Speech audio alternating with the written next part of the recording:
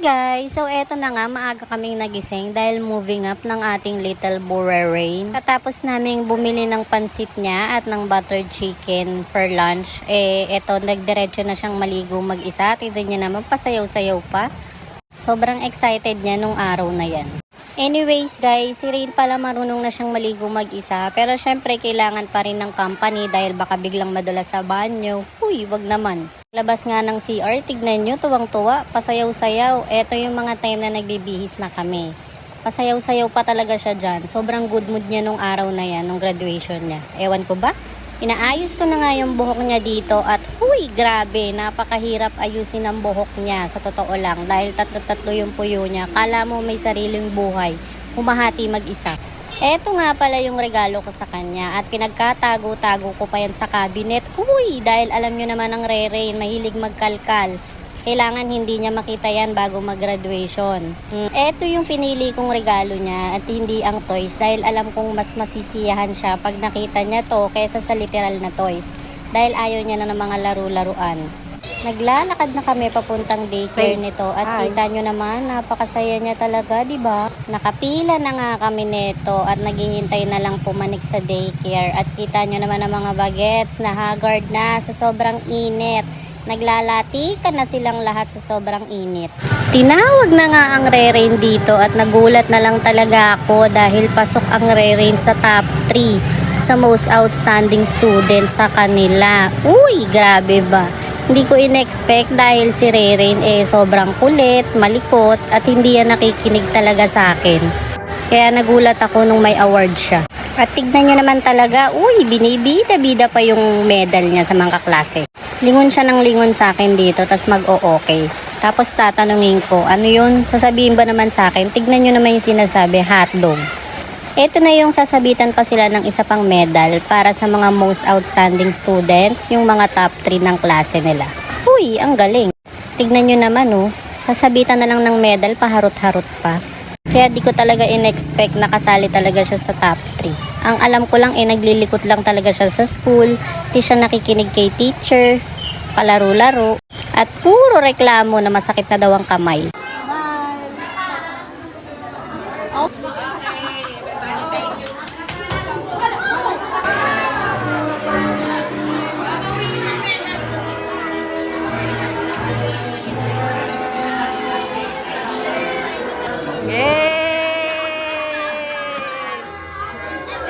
Tignan ko nga. At eto na nga, huy, pinabubuksan na yung lollipop niya. Are you happy? Wow! Oy, ayan na nga, diba? Tignan nyo, may sarili na siyang mundo habang sip-sip niya yung lollipop niya sa bibig niya. Hindi talaga ako tinantanan habang hindi ko binubuksan. Abay, tignan mo, pakaway-kaway pa.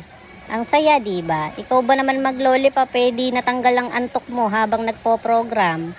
Ay, kakanta na nga sila nito ng graduation song nila at tignan nyo naman si Rere, nasa bibig pa rin ng lollipop at hindi pa rin tinatantanan yung candy niya, Diyos ko. We have spent with our crayons. Kanta ka muna, happy. Drawing objects, counting numbers, learning our ABCs, learning our names. Kanta kayo!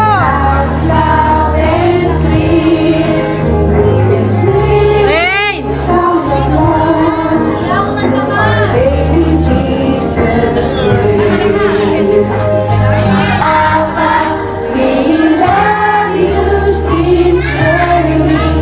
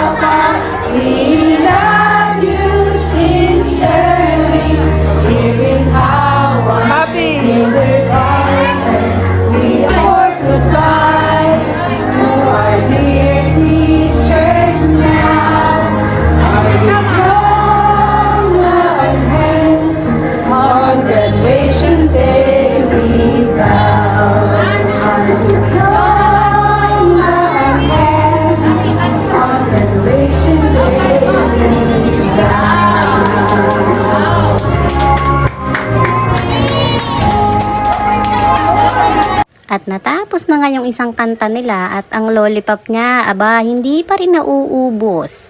Meron pa silang isang kanta niyan, nakakantahin para sa graduation at tignan nyo naman yung lollipop. Ang haba ng buhay. Nag-i-start na nga sila ditong kumanta at tignan nyo naman, subo pa rin niya yung lollipop.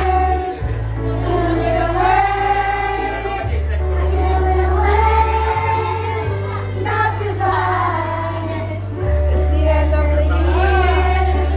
Graduation is here. I feel the words.